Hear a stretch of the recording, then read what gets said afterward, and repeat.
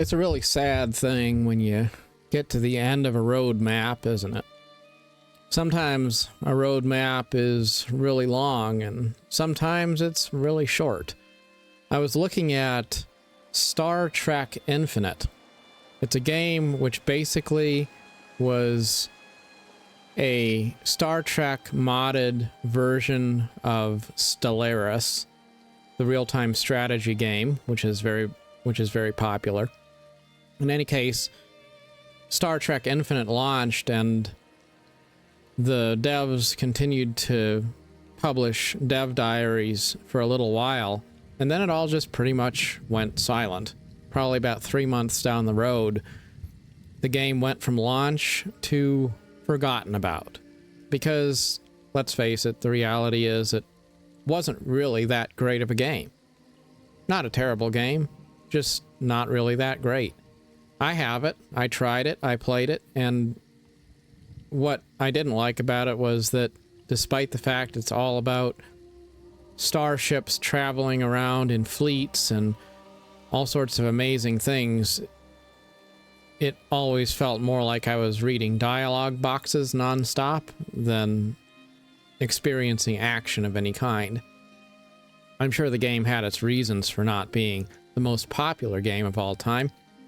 Biggest reason being that the community of Stellaris had done a better job of making a Star Trek mod for Stellaris than the devs had done at creating a Stellaris-based official port of the Star Trek mod.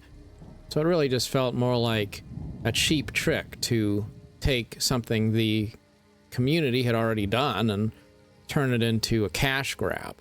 Anyways, that's not really what this video is about. The purpose of the video is to talk about the end of things. But usually when we reach the end, it's not so much that the game has gone offline. It's not even necessarily that we completed all of the content in the franchise.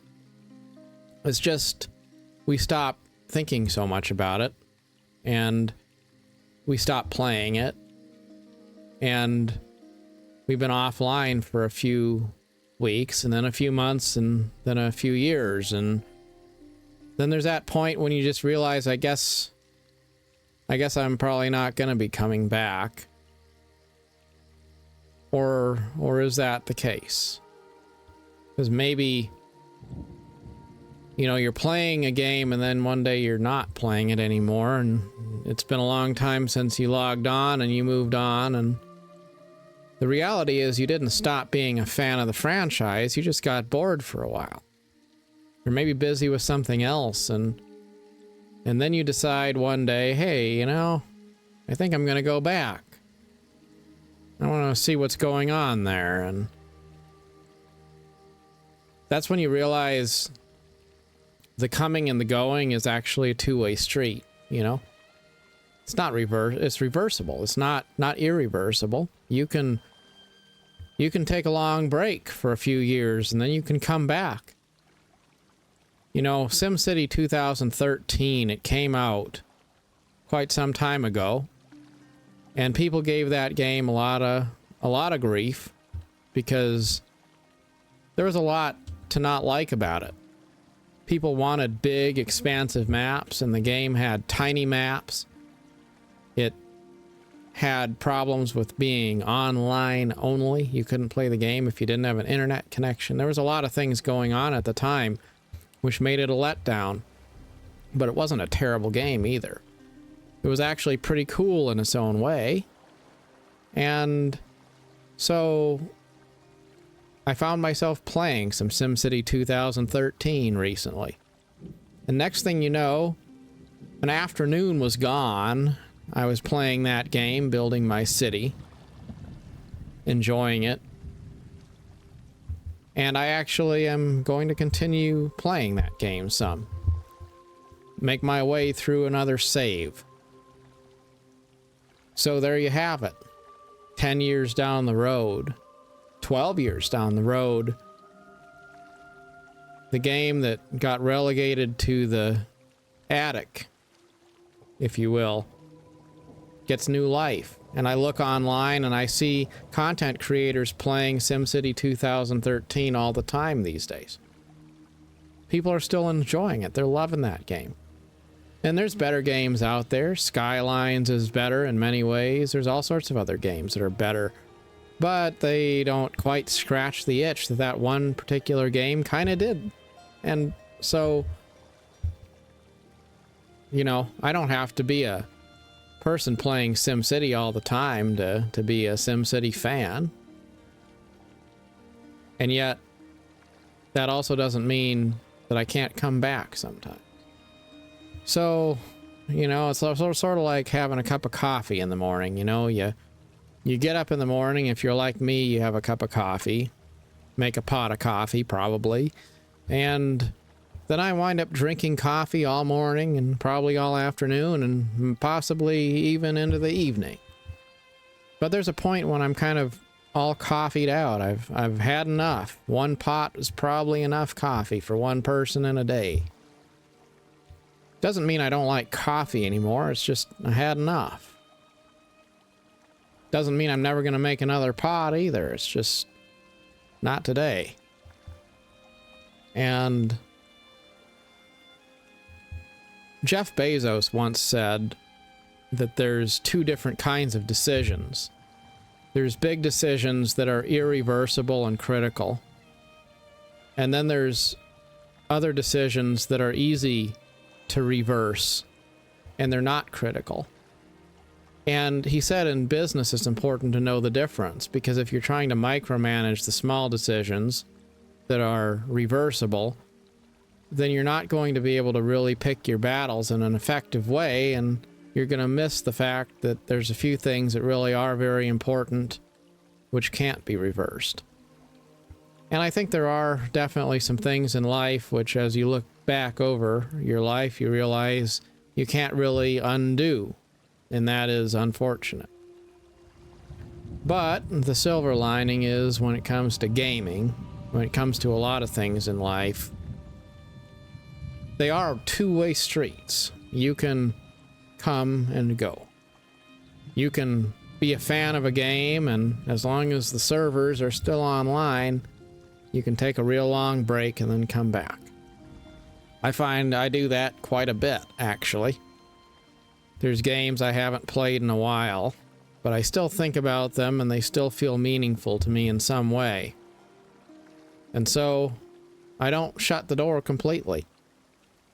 I make my way back in, and next thing you know, sometimes those games I haven't logged into for a year, well, guess what? I'm going to be back in there again, doing one more quest, or just hanging out for old time's sake.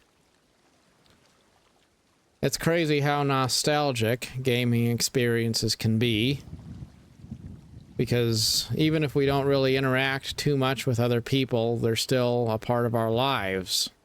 For those of us who sink a lot of hours into games, even if it's not something that you wind up making a game that you play until the end of time, it's I think it's still helpful to realize that you don't have to write them off completely, and taking a long break or not playing something anymore isn't an act of betrayal. It doesn't mean that you're no longer a fan.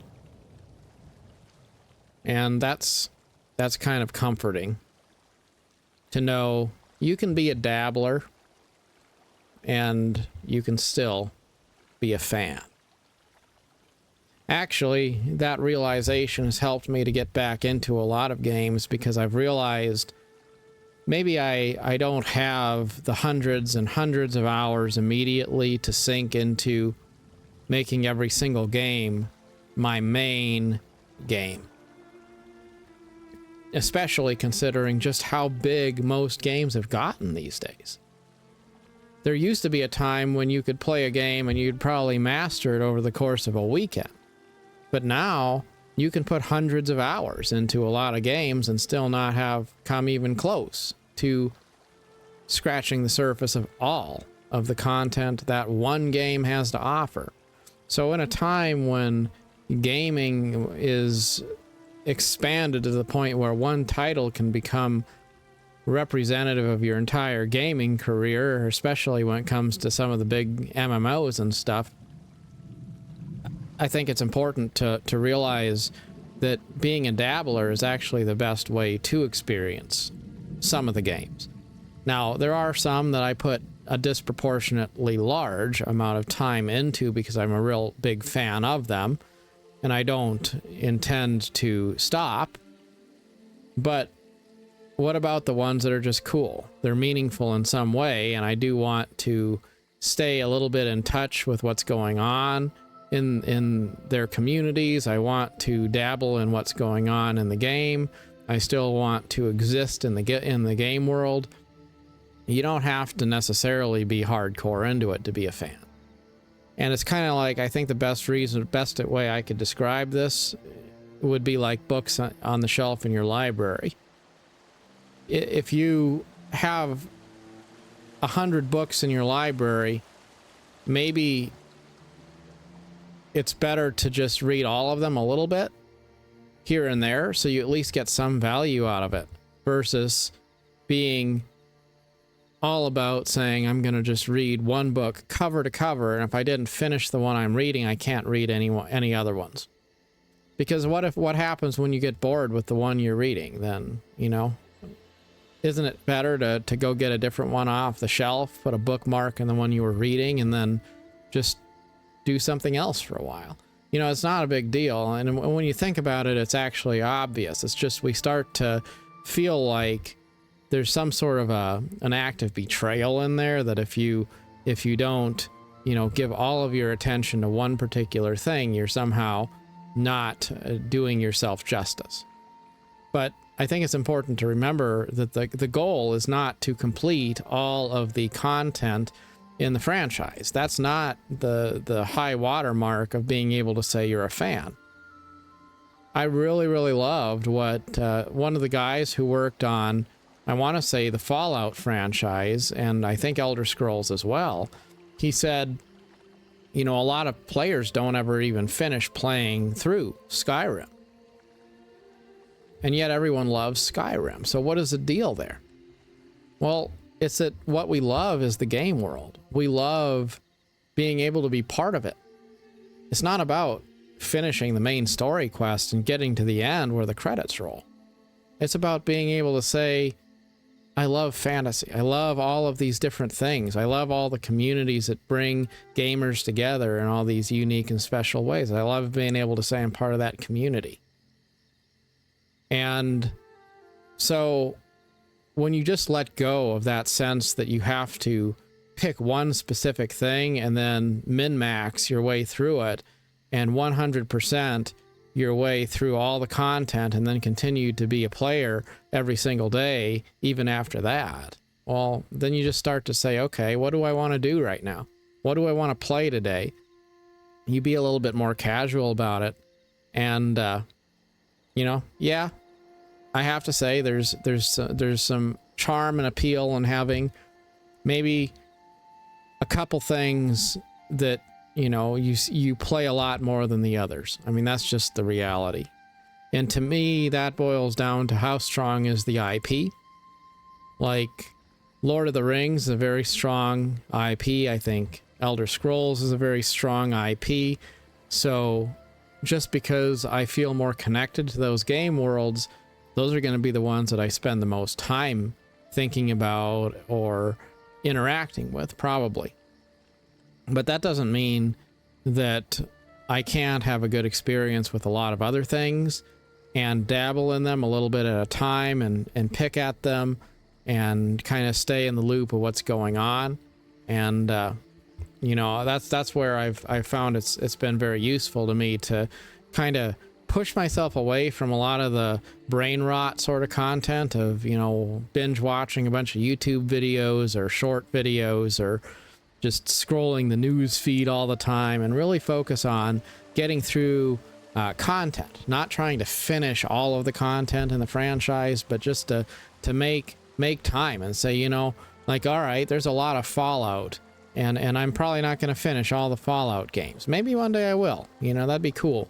But that doesn't mean that I can't take a few minutes or something and say, you know what, today I'm gonna play a little bit of Fallout 4 and just try to get a little bit further in the story. You know, I'm slowly but surely working my way through a Baldur's Gate 3 playthrough, and I find that game to be kind of difficult sometimes, just because there's so many different mechanics and things, and as a casual, it's hard for me to get my head wrapped around all the different things going on, or know exactly what to do. But it is a really beautiful game, very deep. People love it a lot. It's really, really cool. So I'm playing through that, and you know, I don't spend all my time playing Baldur's Gate 3, but I do, you know, probably at least once a week or something. You know, I'm gonna probably take some time, try to get a little bit further in my questing. And I think that's really the point of it all, to learn how to be satisfied and at peace with not finishing everything, and to understand that not finishing everything is not some sort of a problem. It's actually the way it's supposed to be. If you thought you were going to finish everything that there is to do in life, then you're going to spend your whole life being dissatisfied, frustrated, because there's so much content in the world, so many books that haven't been read, so many games that haven't been played, so many stories that haven't been experienced, relationships that haven't been had, skills you haven't mastered.